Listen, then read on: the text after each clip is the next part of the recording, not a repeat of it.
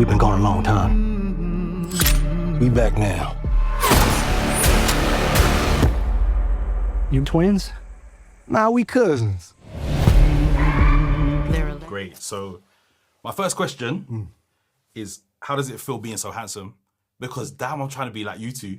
No, seriously though. My real question is, you both were like, what was he doing? Where are we going? No, really, no. So my real Yeah, question, I appreciate guess, the I want to start with you, Miles. Yeah. I just reflecting on your character, because he comes from church. Yeah.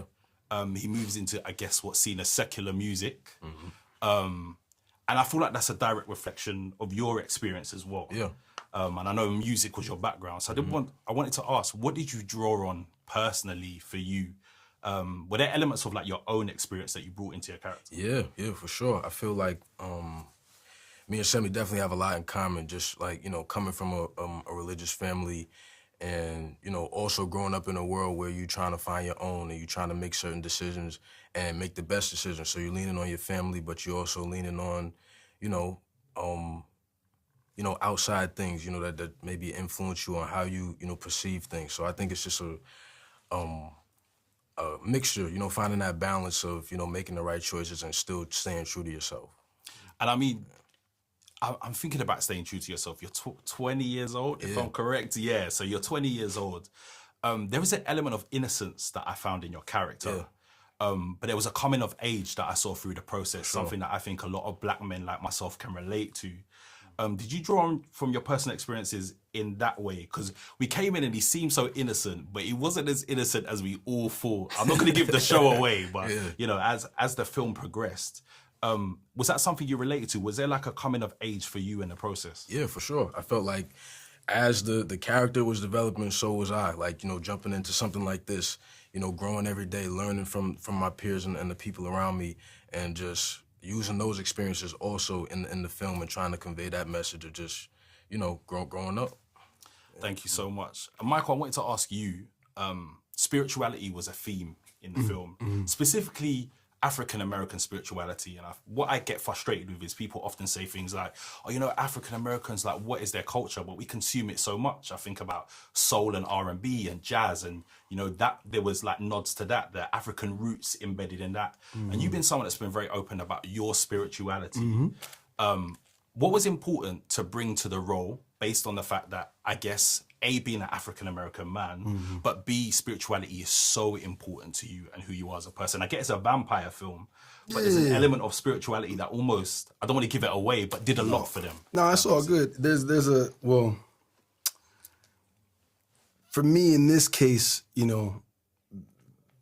my characters don't really believe in that necessarily. So for what I could bring to this role, personally and my personal beliefs, it wasn't that, I guess without giving it away, there's characters in this movie that does believe in that. I think it's a part of me that, it's about love. A lot of this movie's about love, man. Yes. And when you love somebody, sometimes there's things that you don't fully believe in, but you accept, because the person that you love does, and the give and take of those dynamics, is important. And when you love somebody, and that could be, family, that could be, your partner, your significant other, that could be, your friends. But I think the overall theme, themes or what could be taken from, this is a deep understanding of the blues music and where that comes from and how that radiates and evolved over time and influenced and inspired so many other type of genres of pop culture music, arguably today. And also getting into the spirituality of hoodoo and that practice and those Yoruba roots that are tied along to that, back to the continent and whatnot. So there's a it's a full meal, man. Yeah. And we touched over a lot, and Ryan beautifully and Ludwig, our composer, kind of crafted this musical journey, for us throughout, and told through these beautiful characters. I wanted to take you back a step, because I felt that. I'm a musical guy. I felt that throughout, and I love the links that were made. I guess my question for you is, there was something, your character, you played two characters. For me, as a black man, there was a breadth of black masculinity in that film. So your characters touched on so many different attributes on what it's like to be a black man in multiple different ways. Even when, I don't want to give too much away, but when changes happened, there was the tenderness, there was the power, there was the strength, there was the confusion, the questioning. And what I did want to ask around that is, what was it like bringing, I guess, the spectrum of black masculinity to film? And I think Ryan does that so well with his films generally. Yeah. But I want to talk about how you embodied that as a man yourself. I mean, that's a great question. I feel like, for me, these are the most fully realized characters that I've played so far in my entire career. And like, these are grown men, you know, there's not a boy to man. They're not finding themselves. They're exactly who they are from the beginning of this movie to the end, you know, with a couple twists, you know what I'm saying? And, you know, as I was getting into this movie and I would start realizing the era that we were in, and it really started to hit me as I was talking to my family and, you know, this movie is really about my grandparents. You know what I'm saying? And the men of that time and that era, and the men and women of that time and what they were going through, and how much more they had on their plate. You know, like, and what the circumstances that they were dealing with when they were growing up and trying to just, you know, live life and be ambitious or have love or have something, you know, in a time and period where everybody was trying to take and dismantle and break down.